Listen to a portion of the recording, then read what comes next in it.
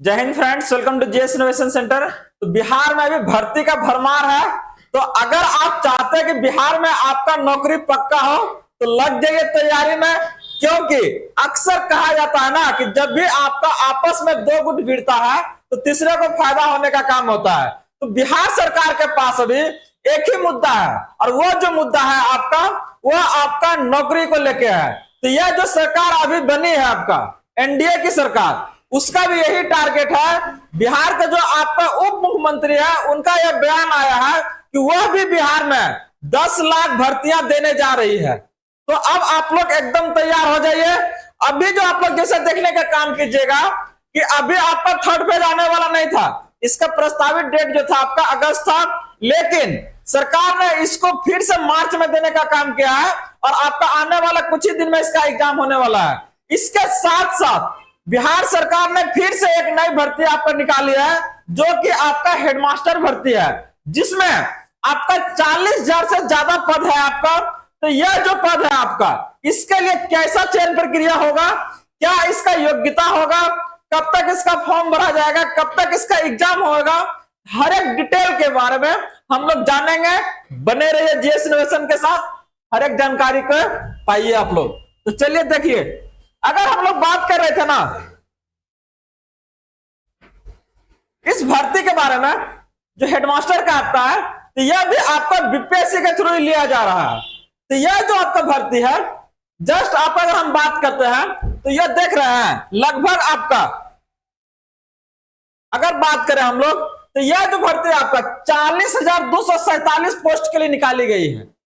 यह आपका 40,247 पोस्ट के लिए निकाली गई है। और क्लियर कर दें कि यह आपका 1 से 5 क्लास के लिए जो आपका हेडमास्टर है, उस वर्ग के लिए ये आपका है। और यहां पर आपका 40,247 पोस्ट की नियुक्ति के लिए आपका भर्ती प्रक्रिया शुरू कर दी गई है। जहां पर अगर हम लोग बात करते हैं, इसमें हर एक कैटेगरी से अलग अलग है। जैसे अगर बात करते हैं आपका कि आपका अगर जनरल में कुछ जो पद है आपका 10,081 है। अगर बात करते हैं आपका ईडब्ल्यूएस में, तो यह आपका 4,018 है। अनुसूचित जाति के अगर बारे में बात करते हैं एससी, जहां पर आपका 8,041 है। अनुसूचित जनजाति के अगर बारे में बात करते हैं तो यह आपका 806 है। अगर हम बात करते हैं आपका ईबीसी अत्यंत पिछड़ा वर्ग, तो यहां पर आपको 10,056 पोस्ट देखने को मिलेंगे। और अगर हम बात करते हैं आपका पिछड़ा वर्ग, तो यहां पर आपका जो है 7245 पोस्ट है। तो कुल अगर मिला के देखें ये आपका, तो यह आपका 40,247 है। जैसा कि बिहार में आपका महिला आरक्षण का अगर नियमावली है, जिसमें आपका क्या है 35% आरक्षण है। तो हर एक सेक्शन से आपका 35% जो आपका किसके लिए रिजर्व करके दिया गया है, वो आपका महिलाओं के लिए कर दिया गया है, जो कि बिहार के महिलाओं को मिलने का काम करेगा। ध्यान दीजिएगा आप लोग। तो ये आपका क्या है, ये आपका वैकेंसीज था, जो कि इस बार अगर हम बात करते हैं वो आपका दिया गया है। आगे अगर इसके बारे में हम लोग बात करें कि आखिर इसमें क्या रहेगा, मिनिमम क्वालिफिकेशन इसका क्या होगा, यह एग्जाम में अपियर होने के लिए आपको क्या क्या योग्यता चाहिए। तो देखिए, योग्यता के अगर बारे में बात करते हैं क्वालिफिकेशन का, तो अगर हम बात करते हैं, देखिए कह रहा है कि बिहार प्रारंभिक विद्यालय प्रधान शिक्षक नियमावली 2024 के नियम में आपका कहा गया है कि ऐसे सभी प्रशिक्षित प्रारंभिक शिक्षक, जो आपका क्या ट्रेन टीचर के बारे में बात कर रहा है, जिन्हें स्थानीय निकायों द्वारा नियोजित किया गया है, जिसको ऑलरेडी कहीं पे वो पढ़ा रहे थे, और जो संबंधित स्थानीय निकाय शिक्षक नियमावली 2020 से आच्छादित है, इसमें वैसे शिक्षक भी शामिल हैं जो बिहार राज्य विद्यालय अध्यापक नियुक्ति स्थानांतरण अनुशासिक कार्रवाई एवं सेवाशर्त नियमावली 2023, बिहार विद्यालय विशिष्ट शिक्षा नियमावली 2023 के नियुक्ति है। लेकिन बिहार में राज्यकृत प्रारंभिक शिक्षक स्थानांतरण से आप अगर बात करते हैं, क्या कर आपका शामिल नहीं होंगे। तो देखिए, कुछ चीजें यहां पे क्लियर कर दिया है कि परिभाषित में कोई भी शिक्षक आयोजित द्वारा शिक्षा में भाग ले सकता है। अगर हम बात करते हैं इसमें कोई भी शिक्षक है वो आपका भाग ले सकता है, लेकिन कंडीशन क्या है ना कि इसके पास क्या है आपका, उसके पास सरकारी प्रारंभिक विद्यालय में न्यूनतम आपके पास 8 वर्ष का क्या होना चाहिए, एक्सपीरियंस होना चाहिए। मतलब कम से कम आप सरकारी स्कूल में अगर बात करें प्रारंभिक आपका विद्यालय में 8 वर्ष तक क्या होना चाहिए, आप पढ़ाए हुए होना चाहिए आपका, याद रखिएगा कितना आपका 8 वर्ष, कम से कम 8 साल का आपके पास क्या होना चाहिए, एक्सपीरियंस होना चाहिए प्रारंभिक आपका विद्यालय में, प्राइमरी स्कूल में, ठीक ना। और यह जो अगर हम बात करते हैं आपका जो मिनिमम अगर मैक्सिमम एज अगर हम बात करते हैं तो वो आपका कितना होना चाहिए, 58 वर्ष होना चाहिए, उससे ज्यादा नहीं होना चाहिए। अगर उससे ज्यादा तो क्या होगा, फिर आपका इसमें नहीं भर सकते हैं, ठीक ना। उससे आपका क्या होना चाहिए, आपका कम होना चाहिए। और ये चीजें आपका बढ़ जाएगा कब, जब अगर आप रिटायर्ड हैं तो, मतलब एक्स सर्विसमैन के लिए ये चीज आपका कितना है, 60 वर्ष है, याद रखिएगा। तो मैक्सिमम एज आपका इसमें कितना, आपका 58 वर्ष दिया गया है। इसके लिए जो आपका टीचर्स है ऑलरेडी कहीं पे थे, और एक्स सर्विसमैन के लिए यहाँ पर आपका 60 वर्ष है। तो देखिए ये चीजें यहां से आपका एकदम क्लियर है कि आपको मिनिमम जो क्वालिफिकेशन है वो क्या होना चाहिए, आपका 8 वर्ष आप क्या होना चाहिए, एक्सपीरियंस आपके पास होना चाहिए।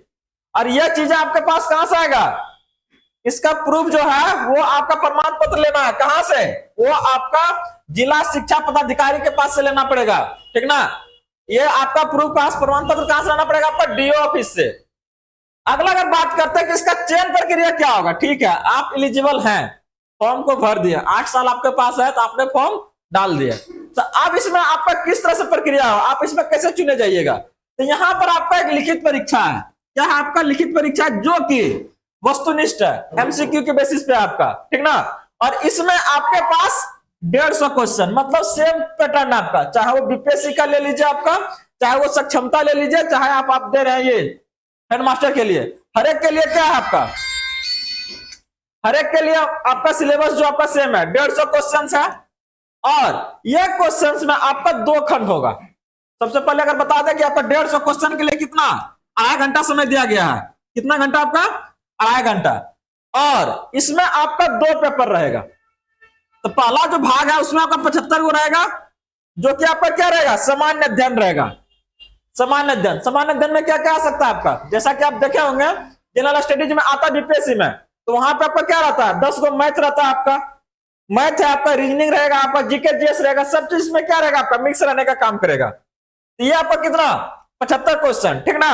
और अगला जो भाग है आपका पेपर 2, उसमें आपका क्या है, डीएलएड विषय है, ये आपका क्या, आपका डीएलएड विषय है, ठीक ना। और यहां से भी आपका कितना रहेगा क्वेश्चन, 75 क्वेश्चन रहने का काम करेगा, याद रखिएगा। तो यह जो आपका क्या है, इसका जो सिलेबस है आपका, अगर ज्यादा डिटेल से जानना है तो आपका वेबसाइट पर दिया हुआ है। और बाकी अगर हम लोग बात कर रहे थे किसके बारे में, सामान्य अध्ययन के बारे में, तो वो आपका जितना भी आपका चैप्टर है, कहां से बोल रहे थे, वो आपका रीजनिंग से रहेगा, मैथ से रहेगा, वो आपका हिस्ट्री है, पॉलिटी है, साइंस है, हर एक सेक्शन से ये क्वेश्चन आपका टोटल मिला के कितना आएगा, 75 आएगा, याद रखिएगा। तो 2 खंड था आपका। पहला खंड में क्या था आपका, सामान्य अध्ययन, जहां से आपका 75 मार्क्स का पूछा जा रहा था, 75 क्वेश्चन। और दूसरा का आपका क्या है, डीएलएड आपका है, वहां से भी आपका 75 को आने का काम करेगा। अगला अगर हम बात करते हैं तो ये आपका क्या है, प्रत्येक क्वेश्चन आपका कितना रहेगा, 1 मार्क्स, एकदम सेम पैटर्न है जी, बीपीएससी वाला इसका तो एकदम सेम है, निगेटिव मार्किंग नहीं है, याद रखिएगा, एक तो को छोड़ना है, निगेटिव मार्किंग नहीं है यहाँ पे। और उक्त परीक्षा है तो पुनर्मूल्यांकन का प्रावधान नहीं है। आप कहिएगा ना कि ना फिर से मूल्यांकन करवाएंगे कॉपिया का, तो ये सब ऐसा चीज नहीं है। जैसे बिहार बोर्ड सब में होता है ना, कोई बच्चा क्या करता है, कंप्लेन करता है कि ना मेरा नंबर कम आया, चाहे मतलब मेरे साथ धोखाधड़ी हुआ है, तो फिर से पुनर्मूल्यांकन किया जाता है। यहाँ पर ये व्यवस्था ना है, याद रखिएगा। तो अब आपका क्या है, मिनिमम जो आपका उसमें क्या है, आपका अर्हतांक है, मिनिमम कितना % आपको क्वालिफाई करने के लिए चाहिए, तो वो चीजें को हम लोग थोड़ा ध्यान से देखने का काम कीजिएगा।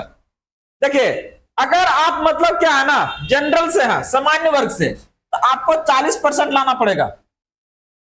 पिछड़ा वर्ग है आपका तो उसको कितना, 36.5%।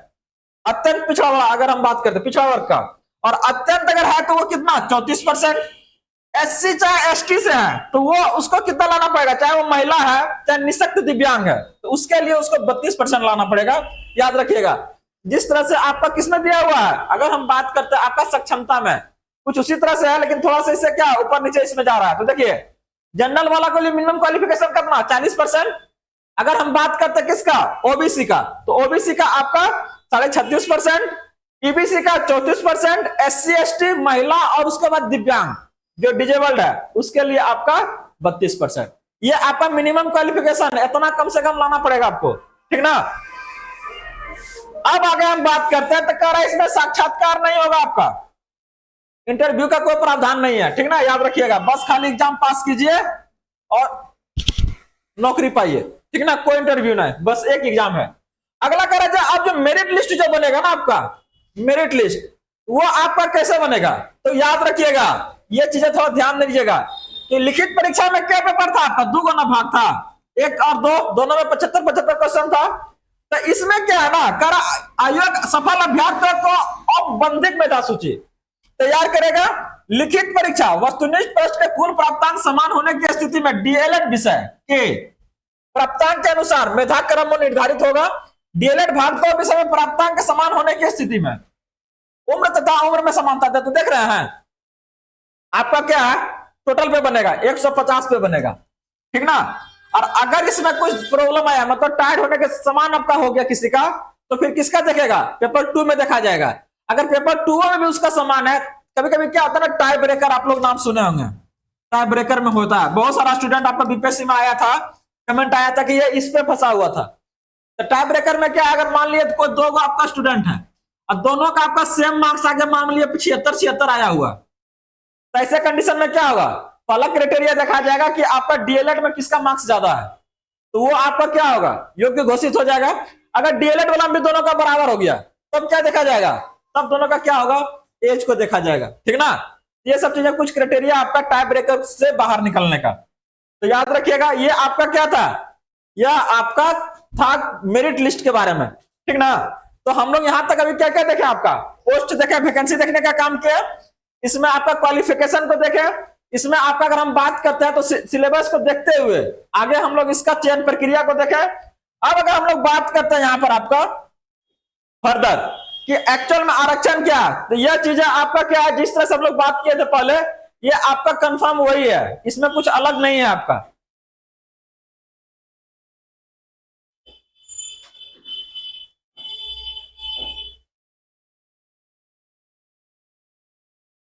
ये सब चीजें उतना कुछ इंपॉर्टेंट वाला नहीं था, जो था हम लोग बात कर चुके हैं उसके बारे में। अब अगर इसमें हम लोग बात करते हैं कि इसका लास्ट डेट कब तक भरने का आपका मिलेगा इसमें समय, तो वो चीजें देखिए थोड़ा क्लियर है, यहां पर हम लोग बात कर रहे थे।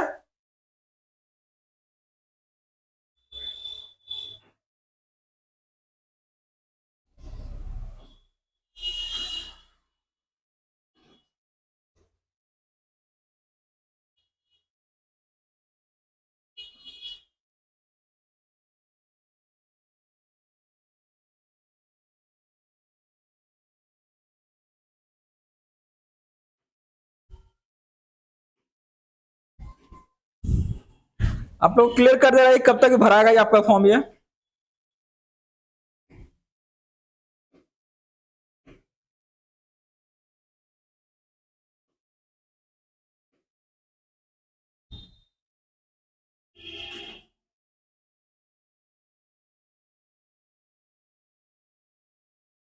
तो याद रखिएगा कि यह आपका इसका जो लास्ट डेट है ना, वो आपका 2 अप्रैल है। लास्ट डेट आपका कितना है इसका, 2 अप्रैल है। इसके लिए आपका फॉर्म भरने का लास्ट डेट 2 अप्रैल है, और यह आपका 11 मार्च से शुरू हो जाएगा। 11 मार्च से आपका इसका फॉर्म भराना आपका शुरू हो जाएगा। तो फॉर्म भरने में देर मत कीजिए, आप लोग जुड़ जाइए जीएस इनोवेशन के साथ। आपका गारंटी देते हैं कि जो आपका तैयारी है उसको पूरी तरह से कराने का काम किया जा रहा है यहाँ से। तो आप लोग जुड़िए और अपना जो तैयारी है ना पूरा पूरा एकदम सही कीजिए और नौकरी ले लीजिए, ठीक ना, क्योंकि बिहार में भर्ती का भरमार है। तो बने रहिए जीएस इनोवेशन के साथ, आपको रखे सबसे आगे। धन्यवाद।